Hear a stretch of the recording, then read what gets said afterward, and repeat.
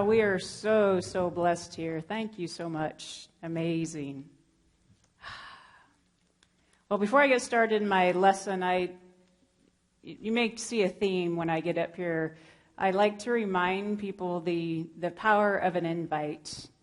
You know, it's been 8.5 years ago since I walked through those doors of Unity, and my invite came in the parking lot of Quick Trip by Reverend Tim, who was the senior minister of our church, or the assistant minister to our church at the time. And for those of you who don't know, the parking lot of Quick Trip at 13th and West is Tim's alternative office. So if you can't find him, you might look there. And, he worked with my mom. My mom's been gone 20-some years, so it's kind of nice to still have Tim in my life, and feels like my mom is still with me. So, but at that time of my life, I was really down and out, and that invite meant the world to me. There was a lot of things leading up to that moment, and the things that I've done over the last 8.5 years that have brought me to this very single moment in time. There's not just one thing, but we need to recognize the one things that get us maybe going. And without that invite, I'm not sure where I'd be today. Who knows? Because it's led me to so many amazing things. So when you're worried about inviting someone to Unity because, what happens if they don't like to be hugged? Oh, God, the hands, and just know that whatever they need, they will be given. Trust that. And when you're thinking about inviting someone, share your story. Share how Unity has impacted your life. Share the transformation you have received by being part of this community. That's what is going to inspire someone to come. Yes, we have great music. Yes, we have lovely people. Yes, we have book studies. Yes, we have workshops. But that is not going to entice anybody to get their little heinies here, okay? What's going to entice them is when you share from your heart center of how Unity has impacted your life. What have you gotten from us? What have you then went out and shared with the world? So never, guys, underestimate that power of an invite. Tim had no idea what was going on in my life that day. He could see that, I was stressed out about something, but he could have ignored it. Someone, somewhere in your life at this very moment is waiting for you to show up and invite them to a safe place. Okay, so when you go back into your real life today and back into work, keep that in the front of your mind. And then whatever happens from there, if they never show up again, that's okay. You did your job, all right? So that's my little friendly reminder of let's bring more people into our environment. Is that a deal? All right. And you can share your story all kinds of ways. Share it on Facebook. When you leave here today, write a post about what you gained from today. All kinds of ways. All right. So I've got this little rock with me today. I usually have the mic, and so I'm venturing way outside of my comfort zone today, and I'm going micless. So I thought I better maybe have a backup plan and have something in my hand. They say on The Voice that if you're holding onto the mic, you're hiding behind the mic. So I don't know if that's necessarily true for me, but I know it's very comfortable to have the mic. So today's lesson title is Your Dreams Are Safe Here. And does that picture look familiar? I wanted it to represent, what we have here. And so my goal for today is to create a space where you feel really safe, to tap into that heart center, because it's never too late to start dreaming. We're going to create that space. I'm going to share a story with you, take you on a journey, because stories are very relaxing. And I know the attention span of adults is about 7 minutes, so I've already lost you. So once I get you on the story ride, maybe I'll get you back. And then at the end of the lesson, I'm going to give you 6 tools to take home with you. Okay? So I want you to bear with me. I want all of us, when I start this first story, It may sound a little odd when I get going. So I'm going to invite you to go back to your childhood. I'm going to invite you to go back to that carefree, innocent time of your life where you believed all things were possible. You had no fears in the world. The world hadn't beat you up yet. And maybe you didn't have the most amazing childhood. Maybe it wasn't the best time of your life. But I can still guarantee you there was times in your childhood, yeah, she's saying it's the best time of my life, that you felt like anything was possible. You had no fear. So as I share my story, a little story from my childhood, I want you to be reflecting back on yours. Don't get too attached to my story, but I'm going to share it so you can go back to that time where it was really safe to dream. Okay, so here we go. So I was maybe 6 or 7, not sure. And the girl that lived back on the other side of my house, we had a little alley. I had to jump the fence, walk through the alley, and they had a gate on their back fence, but we didn't have a gate. She was about 4 or 5 years older than me, but for whatever reason, she was a very kind of fearful child, and she felt really safe around me. So even though she probably should have been playing with other kids, she wanted to play with me.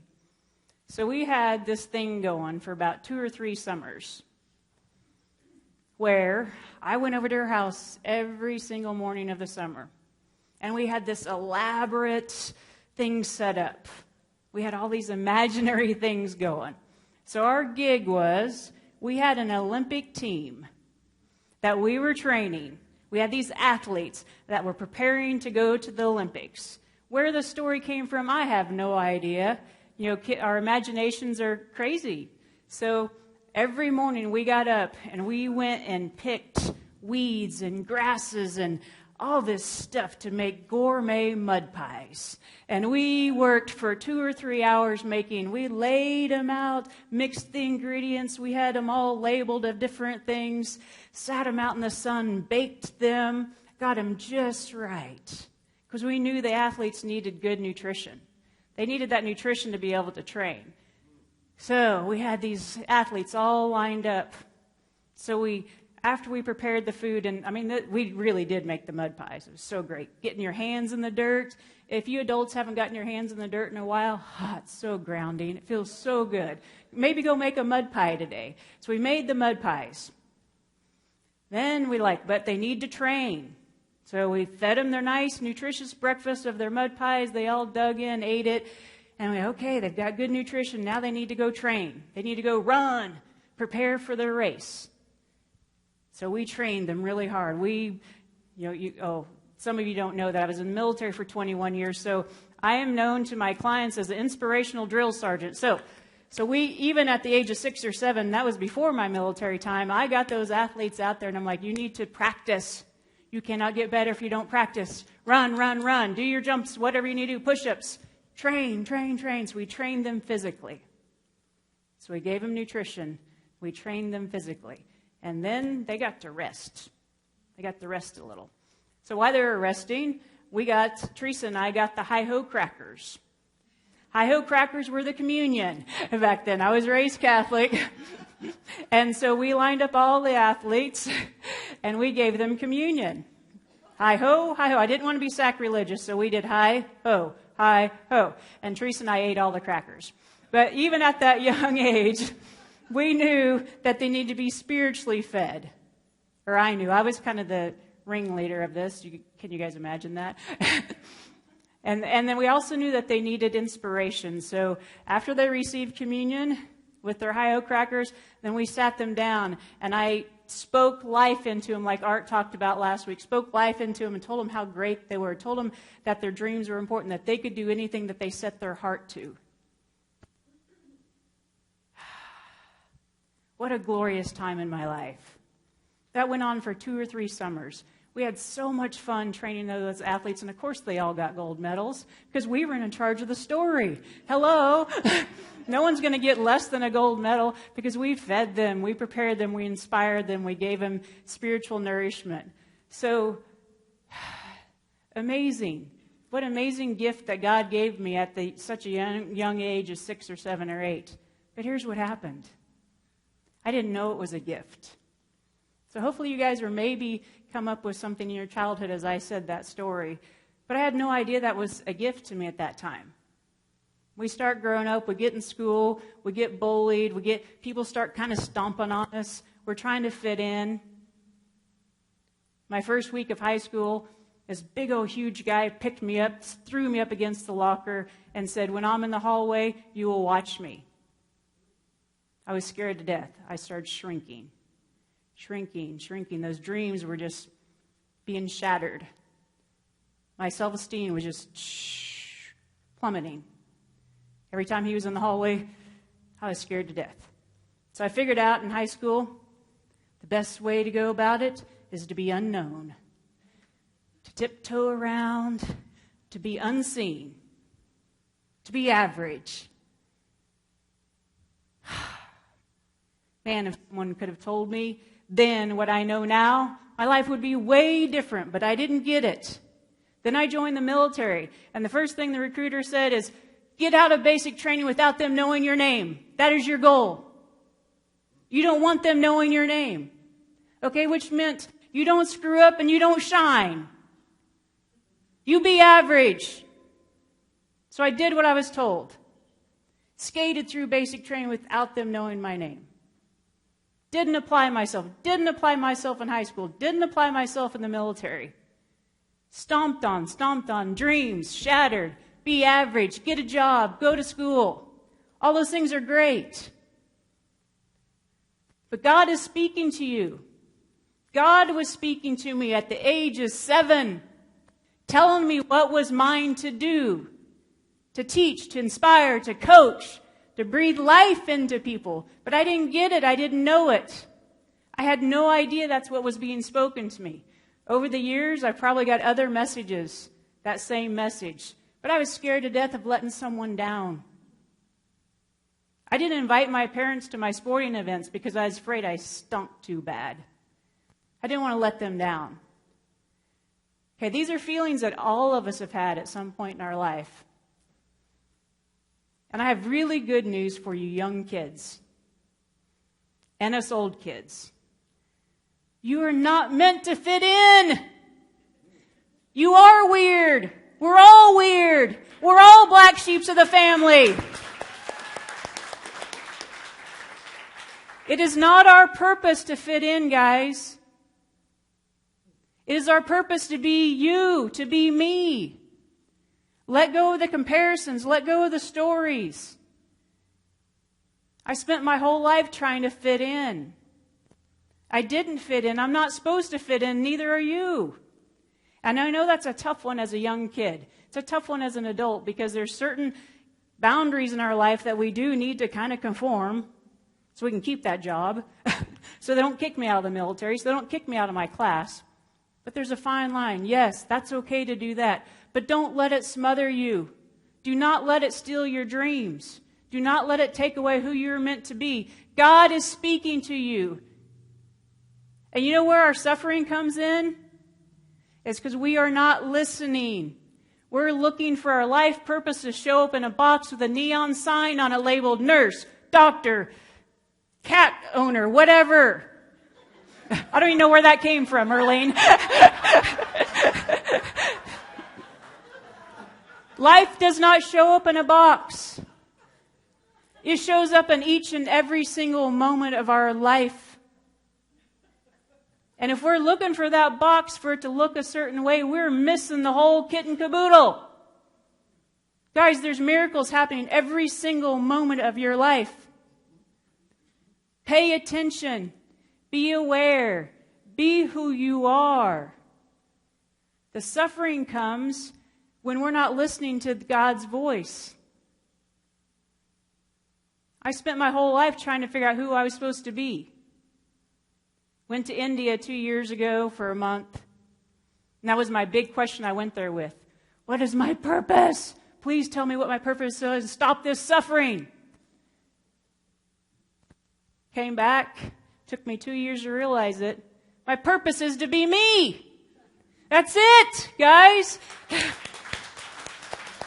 Do not overcomplicate this gig. We're here on earth to be ourselves. Whatever that looks like. Whatever your gifts and talents are, do not compare yourself to anyone else. Eleanor is a gift. She has talents. She's amazing. She has dreams. Who in here has dreams? Who in here is afraid of their dream?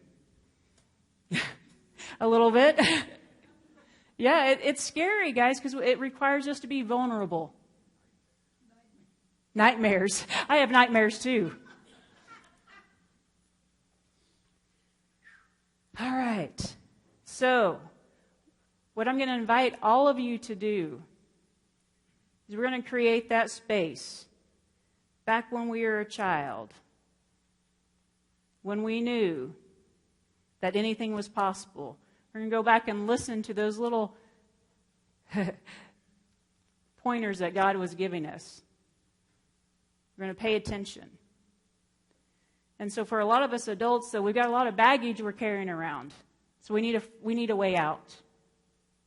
If you're in a rut, we need to figure out how to get unstuck. And for you young ones, please promise me that you will just be you. Don't let anybody take that from you, okay? Even if you're bullied, even if you're made fun of, whatever, because life is going to keep doing that to you, even as an adult. We're not going to keep everybody happy. Not everybody's going to like us. We're going to be bullied as adults. That's part of life. Life is not easy. Life is challenging, and it's going to continue to be challenging. So we're just going to stand in that. We're going to feel the burn until we gain the blessing.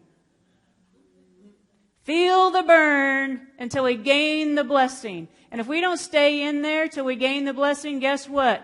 We get to feel the burn again and again. And you wonder why your life looks like just a merry-go-round. Because you don't stay in there long enough. We distract ourselves. We don't want to be in that pain. But that pain is where all growth happens. Feel the burn until you gain the blessing.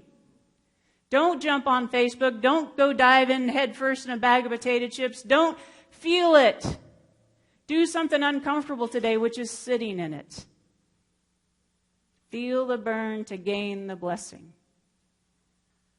Promise me you'll do that. And I'm going to give you 6 steps as we go about throughout our life, our day to day, your year, your week.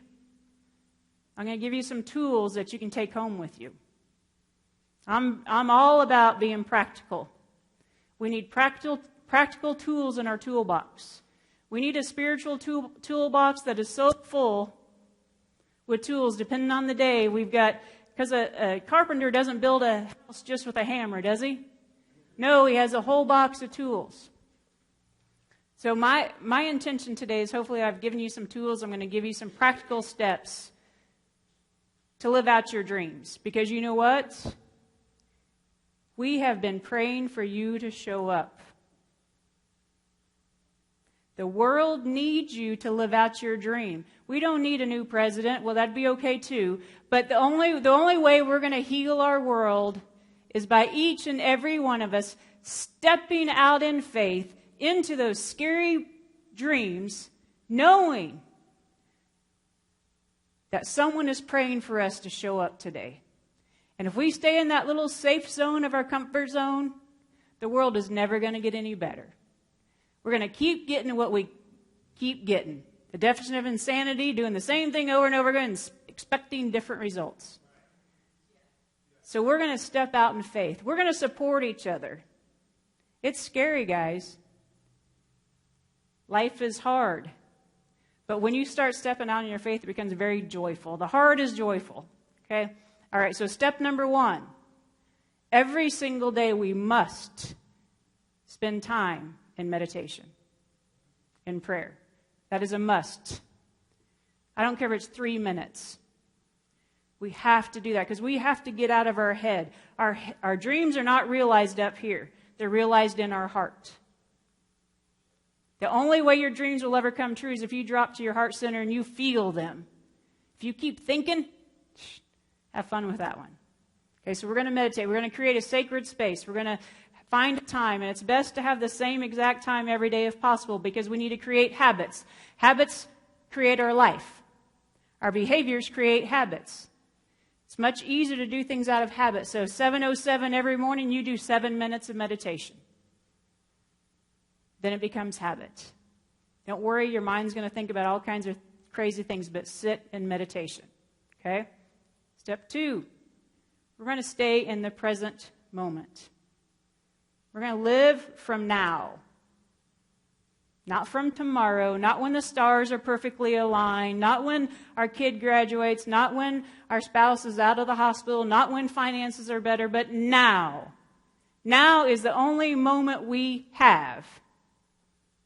The present moment is where we need to operate from. All anxiety, all worry comes from thinking about the future. So we're going to practice being in the now, which then goes back to feeling that burn until the blessing is gained. We're going to stay in the present moment. Number 3, we're going to always operate from the point of gratitude. We are going to express our gratitude. We're going to take it there. I think the last time I did the Sunday service, I talked about the 5 levels of gratitude. That's a story for another day. But we're going to go past just thinking it. We're going to tell Barbara Rice, you have blessed my life. Thank you so much for everything you've done for me. We're going to express it. You're going to send that out there, because when you operate from a place of gratitude, your life becomes more joyful. And if you're down and out, you cannot worry and be depressed and be in gratitude at the same time. So if you're feeling funky, find something to be grateful for. We have a roof over our head. We have food in our cabinets. We have air to breathe. Fresh water to drink. We have so much to be grateful for. All right. Number 4, this one's a little scary, maybe for some of you. We're going to go public with our dreams. We are going to tell someone what our dream is, knowing that there's nothing permanent. So if I say my dream is to do this business, whatever, and you're going through that process and it changes, so be it. But we need to be accountable to someone other than ourselves, because we can rationalize our way out of doing anything. And 3 years from now, you'll still be talking about, well, I want to do... Okay, how's that working for you? We're going to go public, so whether it's telling a friend, family, you got to be accountable to someone other than yourself. And going public is very vulnerable. It's okay. You're safe here. Your dreams are safe here. God is always with you. You are never alone. Go public. Share it. Because you know what sharing does? It inspires someone else to share their story. It inspires someone else, well, if Donna can do that, then I think I can too. So we're going to go public. All right? Then we're going to find ourselves a mentor. Without a mentor, because we need to find someone who's gone ahead of us. If you want to be a successful business owner, then find a successful business owner in the community. Find them online. We all need mentors. We need to surround ourselves with people that believe in our dreams and that have done it before us. Maybe if it's even one step ahead of us. I don't care. Find that circle of influence that you can hang out with whatever your dream is. And you guys, your dream it's big or small. Your dream may be to clean your room today. You know, that's okay, because if your house is chaos, you may not be able to move past that. So we got to kind of prioritize. Find some mentors. Find a support group. All right? And then number 6. Are you ready? You ready? Yeah. All right. We're going to have to take massive action. Massive. Not just a tiny bit. Massive action. You know why? Because this stuff is hard. And when we think of something, I like to relate this to, I work with a lot of weight loss clients. They said, Leann, I should just be able to be healthy. Really? In the world we live in? You should be able to, no way. There's nothing in our world that supports health. There's not too much in our world that supports dreams. We have to realize this is hard work. When we realize it's hard work, we apply the correct amount of effort. If we think something is easy, we do nothing. I should just be able to do this. Why is nothing happening? I'm thinking of pink elephants falling in my living room. Why is nothing happening? We have to visualize, but we have to believe it in our heart. And then we have to put our feet on and take action. Massive action. That's where I see most people fail on their dreams. And there's no such thing as failure, guys. Every failure takes you closer to your dream. Another failure, another failure. And our dream may show up in a totally different package than we thought it was going to show up in. Be flexible enough to allow, in those everyday moments, to see your cues. Be committed to that. That's God's voice talking to us. Honor God's voice. It's yours to do. It's not mine. Your dream is yours to do. And the world needs you. Okay? So 6 steps. Can you guys do them? Is that possible? All right, so I'm going to wrap this up by reminding you guys that this is a journey, not a destination. There is no place to get to. There is no place to get to. And thinking that there's some place to get to prevents you from being in the moment. That prevents you from seeing the miracles of each and every day. This is a process. It's like an onion, pulling back the layers, because even it's easy to relate to health. Once you get so healthy, you decide you want to get a bit more healthy. Like, oh, that's pretty cool. I'm going to start lifting weights now. Ooh, I'm going to start doing Pilates. Ooh, I'm going to start dancing. Same thing with our dreams. It unfolds. It's meant to unfold. There's nothing permanent in our life except God's love for us. That is permanent. That's unchangeable. We don't need to earn it. It's there. It's there for our taking. But our life is meant to unfold. It's a process. It's a journey. It's not a destination. So, here's what I invite you to do this week. I want you to create that space. That space where all things are possible. That space where your dream can come alive. And you're going to implement these 6 steps. And I'm going to have so much fun watching you expand and grow and see what the blessings you have for the world. Thank you very much. Namaste. Thank you.